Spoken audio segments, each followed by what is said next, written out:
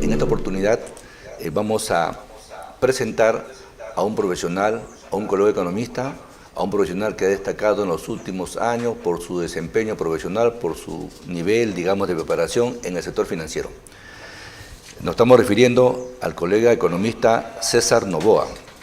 César Novoa, pues, es un economista formado en la Universidad de San, ha realizado sus estudios de posgrado, de maestría en Barcelona, España, ha hecho cursos de SADE, asimismo, pues, ha tenido un desempeño muy importante en diversos sectores del país, ¿no? Principalmente en el sector financiero. Ha trabajado, pues, en diferentes empresas del sector financiero, asimismo también ha realizado, pues, y es docente universitario. Pues bueno, vamos a presentar para que nos pueda ilustrar un tema tan importante para el país, ¿no? Nos estamos refiriendo, pues, que el Perú en este momento se prepara para entrar prácticamente a un escenario muy complejo para el año 2025, y en esa medida teníamos, pues, que ver cuáles son las perspectivas que tenemos en el sector financiero para el país, qué se nos viene a partir del próximo año 25-26 y las posibilidades de poder lograr un crecimiento sano, sostenido, ¿no?, para el país. Muy buenos días, mi estimado César. ¿Qué tal? ¿Cómo estás? Encantado de venirte en casa, ¿no? Gracias. Gracias por la presentación. Coméntanos. Bueno, para mí es un gusto y un honor estar aquí con ustedes. Uno de los temas principales, como tú bien has dicho, es el sector financiero. Una economía como la nuestra, que necesita justamente tener impulsos y motores para poder seguir creciendo, y el sector financiero es uno de esos motores que hay que impulsar para poder tener éxito y lograr los objetivos a nivel macro y también microeconómico. Las perspectivas se presentan bastante, yo diría, alentadoras por un lado, pero también hay desalentadores. Sí. Estoy llano aquí para poder tratar los temas a amplitud y a tu consideración. Muy bien, estimado César. Mira, justamente vamos a entrar un poco en el diagnóstico, así breve, de cómo está la situación del sector financiero en el Perú, cómo lo evalúas, cuáles son, digamos, los principales inconvenientes que cuenta el país para que pueda consolidarse, digamos, este sector, digamos, muy sensible en la economía, tanto nacional como internacional. Bueno, si hablamos del contexto del sistema financiero, todos sabemos de que países desarrollados como Estados Unidos y todo lo que es la Comunidad Económica Europea, sus sistemas financieros son altamente desarrollados y también sensibles a cualquier movimiento en el mundo. En el caso peruano, particularmente, quiero aquí enfocarme mucho, el mercado peruano aún todavía no ha logrado una suficiencia y todavía es afecto a los shocks externos. Entonces, nosotros como economistas tenemos una tarea pendiente ahí que trabajar mucho. Si bien es cierto, nuestro órgano regulador, que la ADCBS, es considerada una de las mejores a nivel mundial, así como también tenemos un excelente gerente o director de banco como es el doctor Julio Velarde. Bueno, en el tema económico, en el tema del sistema financiero también hay excelentes economistas, excelentes gestores, pero hay tareas pendientes. Sí. Hay muchas tareas pendientes. Justamente. Ahí queremos entrar para que nos describas en las tareas justamente pendientes del país, ¿no? Hay reformas que se han planteado y no se han podido realizar por una serie de circunstancias, tanto factores externos como manejos internos de política económica, ¿no? En esa medida queríamos que nos dieras tu opinión en relación, digamos, al modelo económico que viene implementando el país y si eso ayuda al sistema financiero, si realmente lo favorece para que pueda consolidarse, o consideras que en esta coyuntura no tenemos una, digamos, fortaleza en el sector de manejo de política pública. Mira, justo yo venía manejando y decía, ¿cómo graficar una situación de comparación y que se puede entender cómo es que las economías llegan y logran sus objetivos?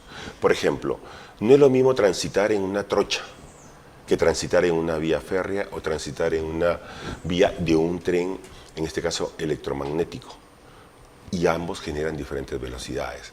Son cuerpos que se mueven. Así es. Son cuerpos que se mueven. Entonces, ¿cómo hacer vamos a decir, tratar de configurar un ejemplo en el caso peruano? El caso peruano, por ejemplo, tiene un excelente gestor en el tema del BCR, tiene excelentes profesionales en la Superintendencia de Banca y Seguros de AFP, pero hay ciertos condicionantes que hacen que ese aparato, ese vehículo, no pueda ir a velocidades altas. Por ejemplo, si nos damos cuenta, ¿qué ha pasado últimamente con el tema de algunas, una caja, por ejemplo, la caja Sullana, que a mediados de año tuvo lastimosamente decisión ¿cómo se llama?, de ser cerrada por parte de la SBS? Hace poco, hace unos días, hace 2 semanas, tenemos el caso Credinca. Y entonces uno dice, ¿qué está pasando ahí? ¿Qué está pasando ahí?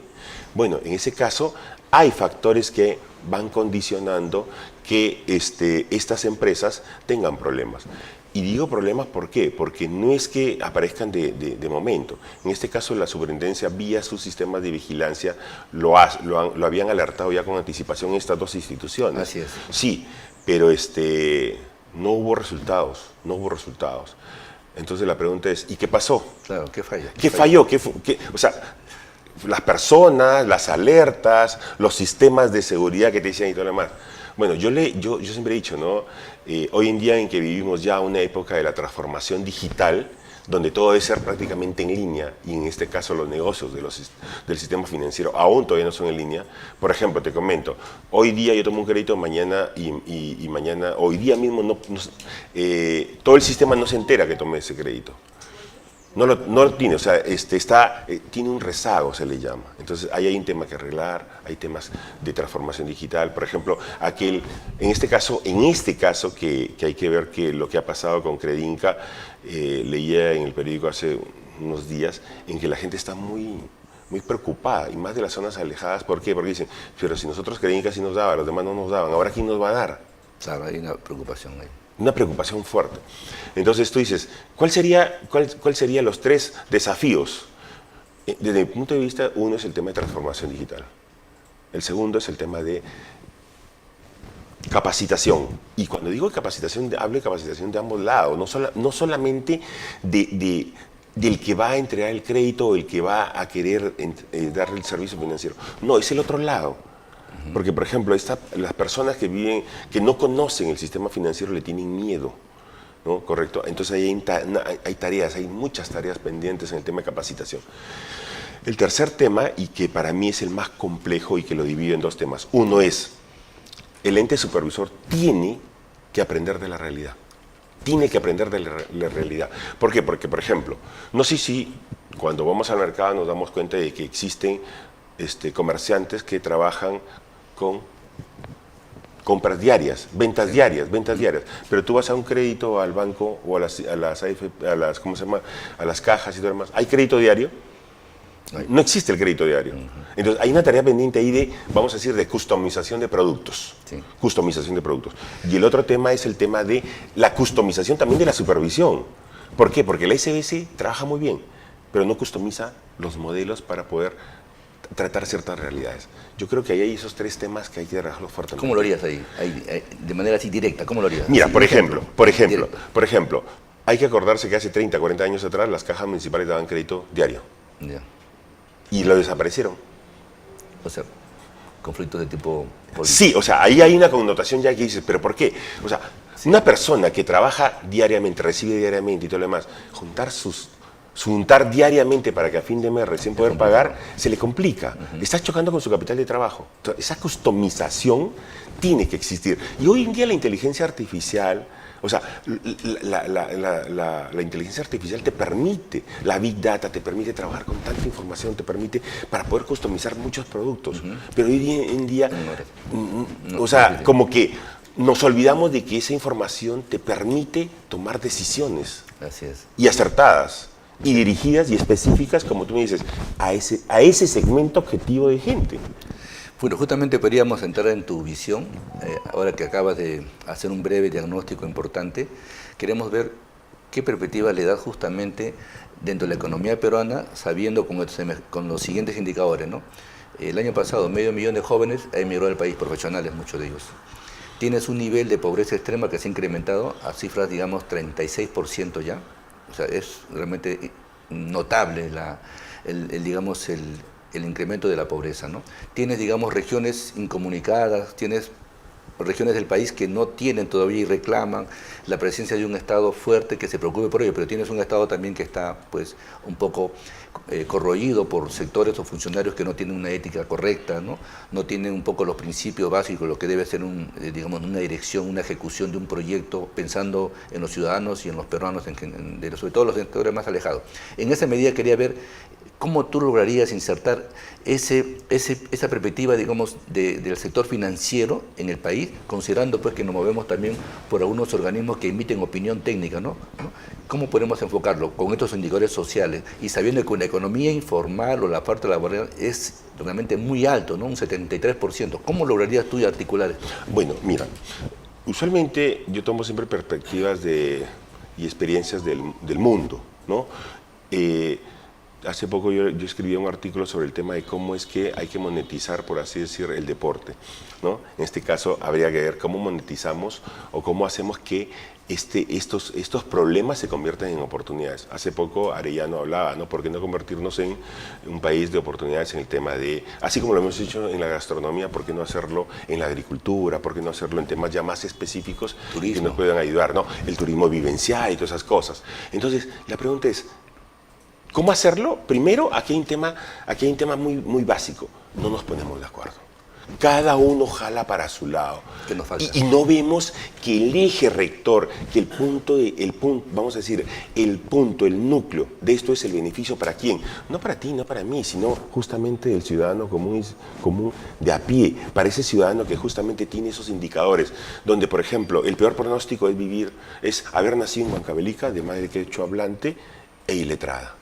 O sea, es ahí donde tenemos que dirigir nuestras fuerzas y es ahí donde tenemos que priorizar. Porque mucha gente dice, ¿dónde priorizamos? Bueno, priorizamos donde está el mayor problema, ¿no? Yo justo hace como 4 o 5 años atrás conversaba con un grupo de compañeros en un tema de un diagnóstico para decir, ¿qué priorizamos? Bueno, priorizamos donde está el problema. Ahora, eso no quiere decir que lo demás no se avance.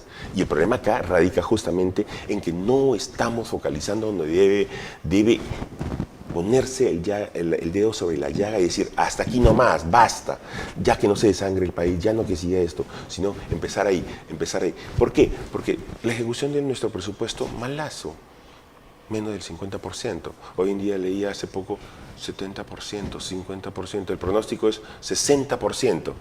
¿Pero en qué? Más que todo en temas de, ¿cómo se llama?, de lo que son gasto corriente, que eso sabemos no tiene un impacto de mejora en la estructura. Claro, primer punto, priorizar el objeto al cual vamos a beneficiar. Y en este caso el primer es la persona, aquel vulnerable, aquella persona. Segundo es definir qué políticas vamos a querer implementar para poder lograr los objetivos que queremos alcanzar. Ese es uno. Y el tercero son los objetivos bien definidos y bien marcados, porque justamente cuando tú ves y haces seguimiento del presupuesto público, los indicadores vuelan, no los gestionan, o sea, sabemos que no vamos a llegar y no se hace nada. Estamos empezando hoy en día justamente... A la deriva, ¿no? Claro, o sea, entonces, ¿qué es un tema de gestión? Por eso digo, o sea, es priorizar justamente, y el tema de gestión no se logra con un decreto, no se logra, bueno, es importante obviamente, pero si las personas no son conscientes, si las personas no están capacitadas para poder gestionar aquellos indicadores, aquellos objetivos que hay que lograr, que hay que alcanzar, no vamos a lograrlo. Y no lo estamos logrando, que es lo peor de todo. Tú y yo sabemos que no se van a lograr. Ellos saben que no se van a lograr. El problema es, ¿y quién dice cómo hacemos para poderlo hacerlo lograr? ¿Cómo se hace? Capacitación.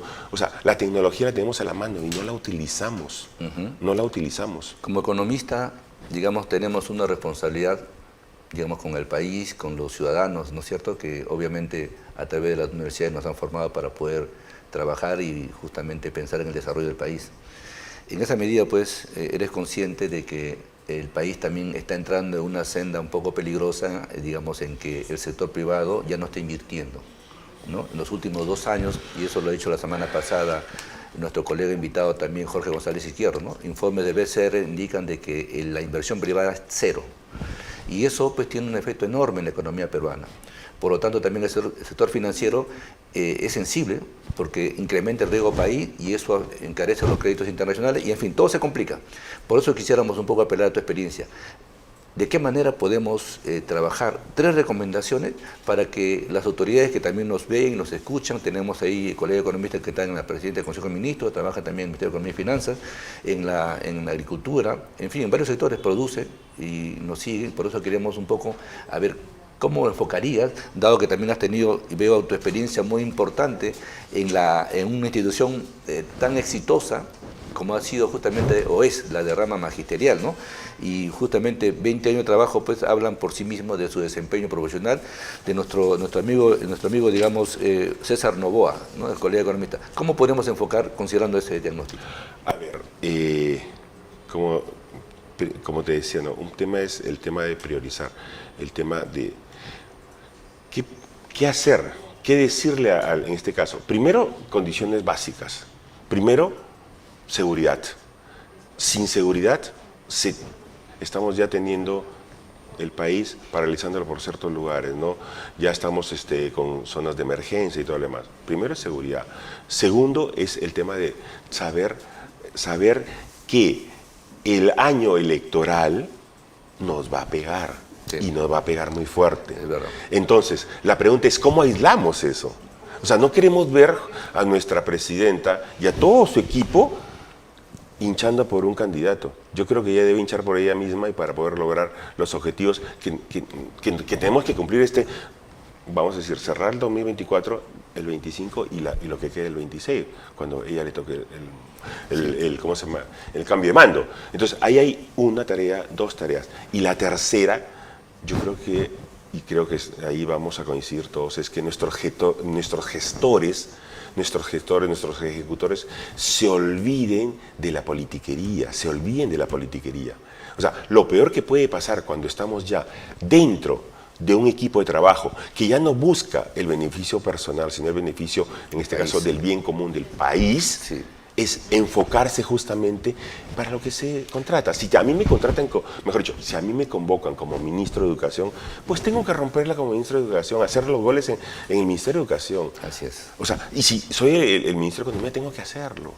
Y no hay que estarle prestando oídos a los demás. O sea, pensando en que si llego ahí y hago una cosa, oye, por si acaso, votas por mí. No, eso por favor, olvidémonos.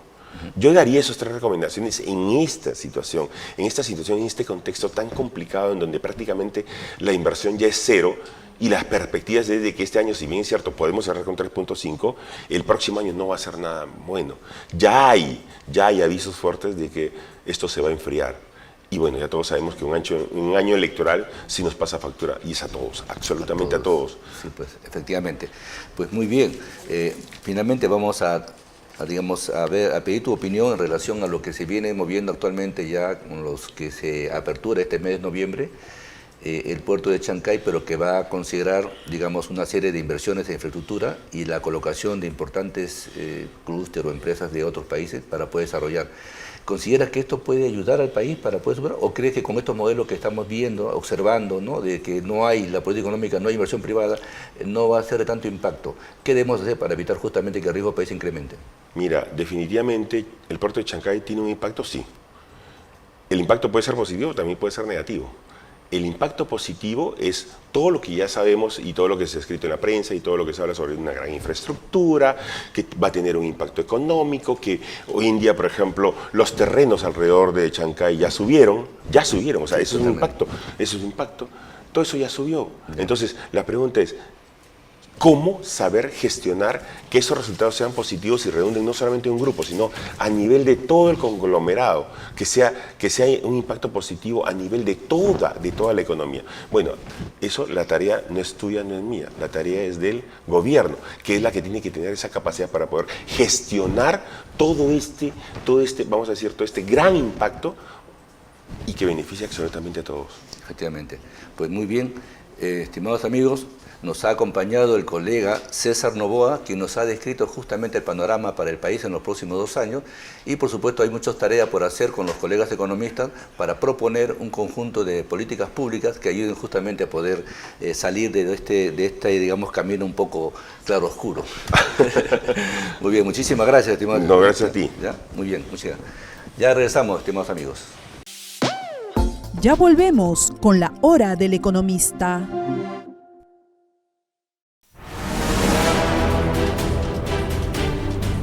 En 1883, la Guerra del Pacífico dejó al Perú en una crisis sin precedentes. Economía en ruinas, deuda externa insostenible y un país lleno de caos. Andrés Avelino Cáceres, el héroe de la resistencia, asume la presidencia en 1886. Su misión, reconstruir la nación.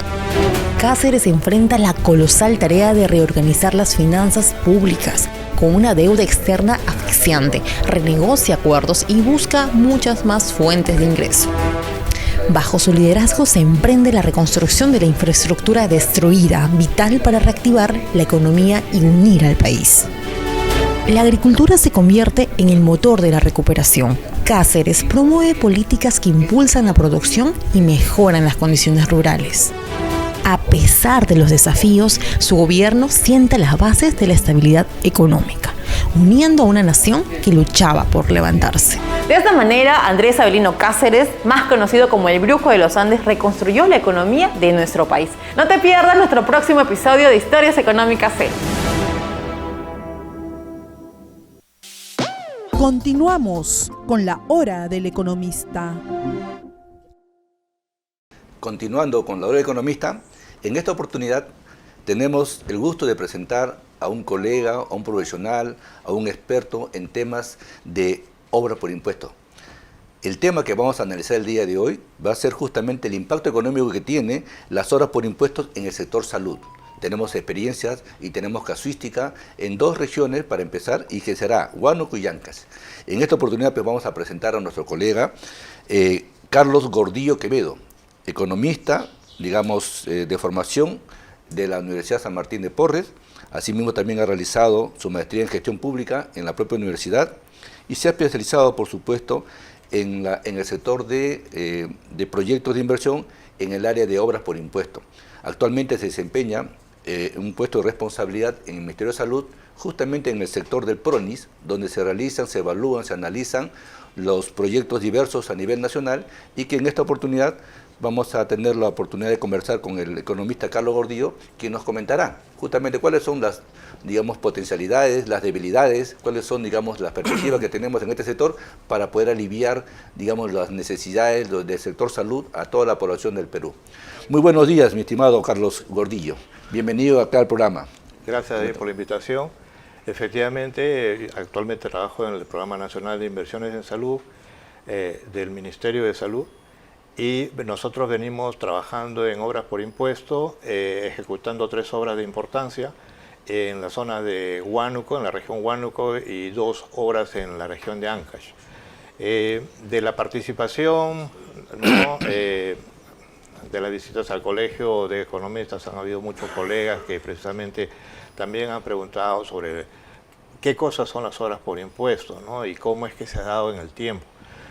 Entonces, quería comentarte que, por ejemplo, desde la década del 90, que se asienta la economía, como todos sabemos, ¿no? En el año 2008 se da por primera vez la ley 29230, que es la que crea el mecanismo de obras por impuesto, y esto se da precisamente porque después del Foro Mundial de 2005-2006,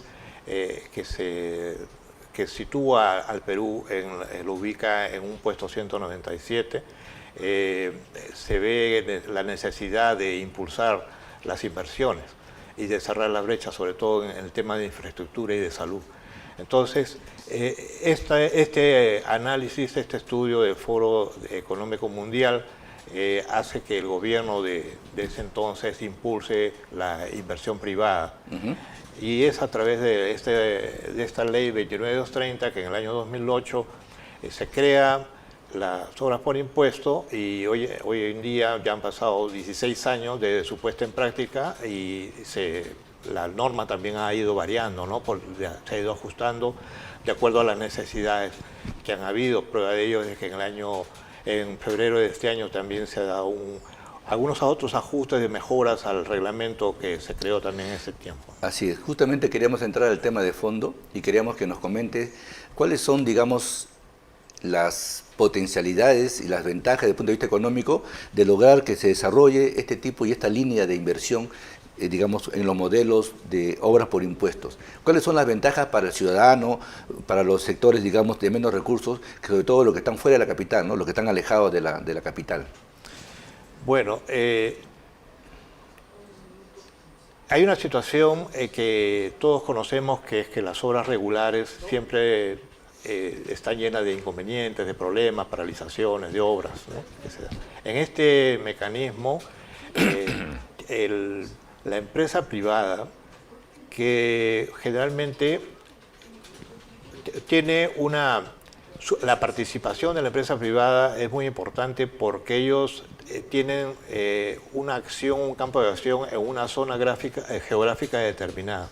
Entonces, la presencia de las empresas no es por 1 ni 2 años, sino la presencia es de largo plazo, de 30 años a más. Entonces, con esa visión, las empresas están interesadas en hacer obras que tengan un impacto en la comunidad donde ellos tienen participación y que evidentemente sean también obras de calidad para que la comunidad perciba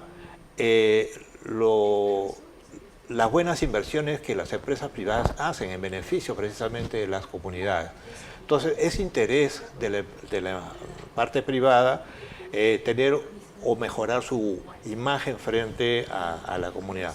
Y por otro lado, el Estado, porque en este mecanismo de inversión pública, digamos, la empresa privada desembolsa el efectivo y hace los pagos por adelantado versus sus impuestos, y eso significa que el Estado en principio no recurre al recurso público para hacer los pagos en forma inmediata, sino esto se aplica contra los impuestos de futuro, ¿no? ¿Cuáles son las experiencias, digamos, de dónde viene este modelo de obras por impuestos a nivel latinoamericano o a nivel internacional? ¿Y por qué, digamos, se ha optado para que pueda implementarse en el país, ¿no? de este modelo? ¿Tienes alguna experiencia, digamos, a nivel latinoamericano que haya sido exitoso o de repente tiene algunas debilidades, ¿no? como proyecto? Muy buena la pregunta. Nosotros como peruanos debemos sentirnos orgullosos de que este modelo es un modelo peruano, ¿no? Y sin embargo ya ha trascendido fronteras, porque a partir del año 2016 en Colombia ya se viene aplicando, ha sacado su propia normativa y se vienen aplicando obras por impuestos. Lo mismo está trabajando el Paraguay. Y esta modalidad en verdad también recoge un poco la experiencia que en los años 30 hubo en Inglaterra, en Londres, ¿no? Donde las inversiones privadas fueron las que impulsaron el desarrollo de las regiones, ¿no? Ah, interesante, muy bien. No sabíamos ese dato, que había nacido en Londres, Inglaterra, ese proyecto. Bueno, digamos como impulso por parte de la inversión privada, ¿no? Pero ya la obra por impuestos como mecanismo es propiamente peruano, ¿no? Ya. ¿Y cuáles son las limitaciones de por qué no se podría ampliar para otros sectores de la economía, ¿no? Por ejemplo, ahora que hablamos de la inversión pública, que al año llega apenas a ejecutarse un 60 o 70% máximo, y tiene que devolver las regiones y los municipios devolver fondos al Estado, porque no hay capacidad de ejecución de los gastos. ¿Cuál cree que sea la limitación? ¿Por qué no podemos implementar a otros sectores más de la economía? ¿Hay alguna restricción? En realidad no hay ninguna restricción, solo es la participación, el interés de la empresa privada en determinadas localidades, digamos, ¿no? Pero hay muchas empresas que últimamente sí están abocadas a hacer obras por impuestos, ¿no? Empresas financieras, empresas mineras, empresas de comunicaciones, ¿no? que son las que están dando la pauta en los montos de inversión bastante elevados respecto a las obras por impuestos, ¿no? Sí. Y eso es interesante porque de esta manera se está reduciendo la brecha de infraestructura que es tan necesaria para el país, ¿no? Y en mi caso, que yo trabajo para el sector salud, nosotros vemos con mucho optimismo el hecho de que se pueda llevar la salud hacia zonas muy empobrecidas, ¿no? Y con altos beneficios pues para la población, ¿no? Sí, efectivamente. Yo creo que es un buen modelo para poder un poco reforzar a los fondos públicos, porque no sé qué pasa a veces en los gobiernos y en los estados, ¿no? Que no pueden ejecutar correctamente las obras que se proyectan, ¿no? Se incrementan los costos, a veces se dejan a mitad de obra porque hay conflictos sociales, o si no hay pues, niveles, como ha señalado la Contraloría, ¿no? Niveles de corrupción que paralizan la obra, en fin, hay muchos factores que impiden, pero también hay un nivel de preparación. Y estos modelos pueden ser, digamos, aplicados en otros sectores de la economía, ¿no? En educación, puede ser aplicado en infraestructura también, ¿verdad? Porque lo que está haciendo ahorita mismo en salud, ¿son infraestructura o qué campo están abordando? Lo que nosotros estamos haciendo es la infraestructura, o sea, la construcción de hospitales con equipamiento, que eso también es algo nuevo, porque permite al hospital, una vez culminado, se culmina con listo para usar.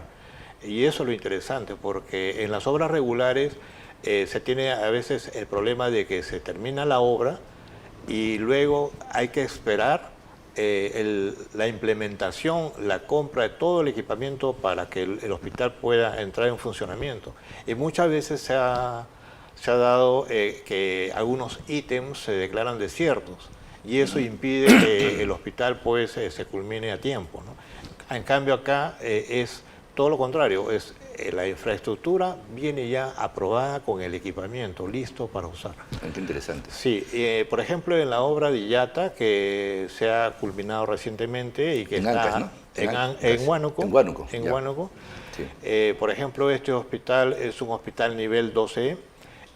La zona de Illata tiene aproximadamente más de 40.000 pobladores que van a ser los beneficiarios de todo el proyecto. Una inversión de más de 150 millones.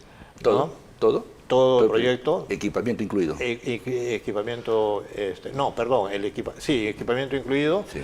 Y con varios componentes, ¿no? Y sobre todo lo interesante acá también es que esta modalidad va a dar una cobertura para lo que es el mantenimiento del hospital por un lapso de 5 años. Ah, mira, qué interesante. Sí, entonces la parte de operación va a ser cubierta por el Estado, ¿no?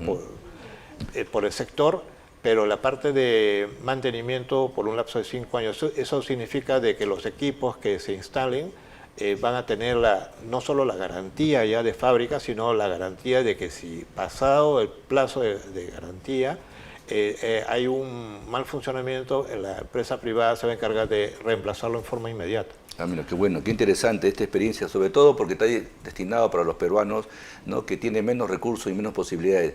Y la de Huánuco, ¿cómo podemos catalogarlo? ¿Cómo está definido, digamos, en Huánuco? ¿Igual otro hospital? Sí, bueno, Huánuco, como mencioné, está ubicado en Illata y tenemos otras 2 obras en Ancash, una en Huarmey y otra en Huari. Los dos son hospitales igualmente de mucha importancia por la ubicación que tienen y también por el público beneficiario al cual va a facilitar, digamos, este servicio, ¿no? Huari tiene algo más de 100.000 pobladores y Huarmey algo más, el proyecto contempla de 35.000 pobladores aproximadamente, con inversiones bastante significativas y implementadas con equipos de última generación. Bueno, Ancas tiene pues una riqueza enorme, ¿no? Su canon es realmente cuantioso y ojalá pues Huánuco o Ancas no tiene por qué estar en esas condiciones, tienen un potencial enorme de recursos, pero a veces no están mal dirigidos o mal asesorados también, ¿no? Bueno, sí, las experiencias nos han demostrado pues que a veces ha pasado esto. Sin embargo, esta modalidad es mucho más transparente. Qué bueno. Porque la empresa privada es la encargada de seleccionar a la empresa ejecutora. Entonces ahí se rompe la relación que se da en las horas regulares con el contacto del Estado, digamos, o los funcionarios y proveedores. Exactamente, con las empresas, ¿no? Entonces, eso de alguna manera es bueno. Qué y bueno. está funcionando como lo estamos viendo nosotros. Qué bueno, me parece que es un proyecto piloto, no piloto, sino ya consolidado, ¿no? Porque tiene varios años de este modelo ya, ¿no? 2008, 2016, ¿no? Sí, en realidad el proyecto se concibe y se pone en ejecución el año 2019, con una programación, con una proyección de ejecución de 660 días, pero ¿qué pasa? De que con la pandemia también hizo que se retrase, ¿no? La obra cerca de un año aproximadamente. Y en otro periodo por el tema de los contagios que hubieron en el personal, ¿no? Pero, sin embargo... ¿Está en el plazo de fecha? ¿Está en el plazo de entrega? Sí, porque en cada realidad... año se incrementa el costo. Sí, en realidad han habido, digamos, algunas ampliaciones de plazos sin gastos generales, que eso también es importante de mencionar, claro. ¿no? Y que han permitido de que ya en este momento la obra esté culminada y que estemos en proceso de recepción de obra, ¿no? Muy bien. ¿Qué perspectiva le darías, mi estimado Carlos, digamos, para los próximos años, considerando que el país está un poco en las turbulentas aguas, digamos, institucionales, que no hay claridad, hay mucha inestabilidad, ¿no? Por suerte que los indicadores económicos se mantienen, aunque todavía ahí se nos quiere escapar un poco el déficit fiscal, pero en términos macros nos mantenemos todavía por el camino correcto, ¿no? Pero ¿tú crees que estos modelos pueden tener éxito en los próximos años? Digamos, ¿qué perspectiva les das, dado que el país está así en una situación un poquito inestable?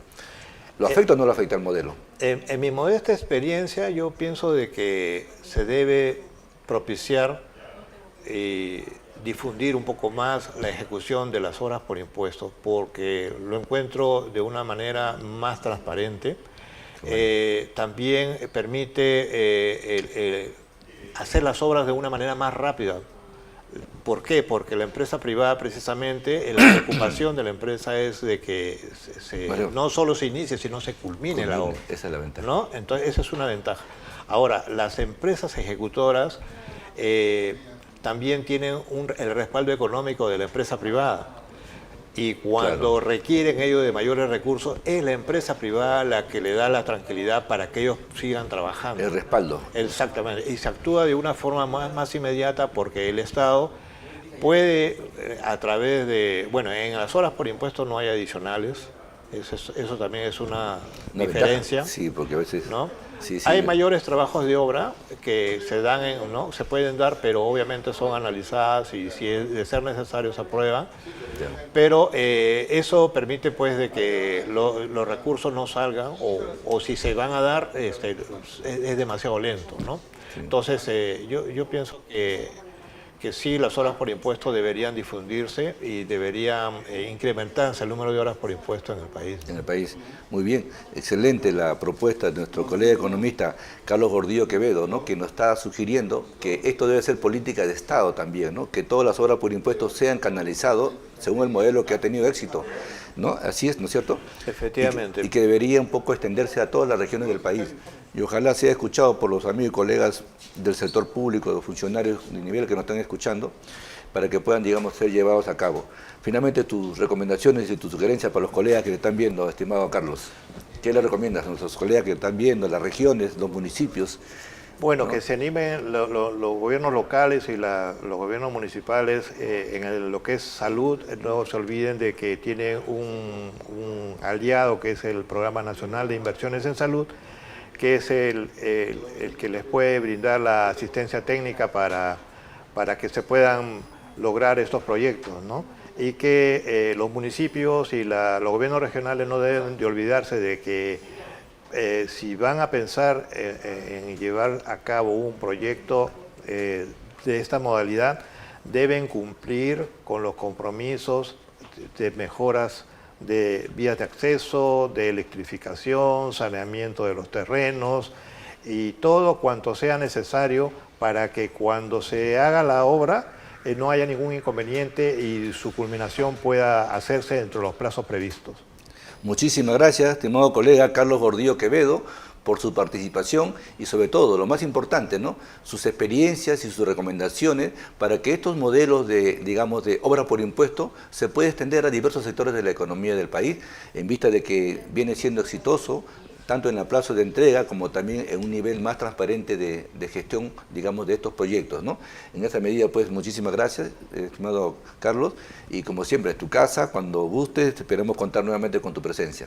Muchas gracias, David, y también a través de mi coordinador general que es el licenciado José Valega, y del ingeniero Ángel Jurado, que es el jefe de la Unidad de Gestión de Operaciones, donde trabajo, les brindan el saludo y están llanos también a poder participar en el colegio. Muchísimas gracias a nombre del Colegio de Economistas de Lima por su participación, a nuestro colega Carlos Gordillo Quevedo.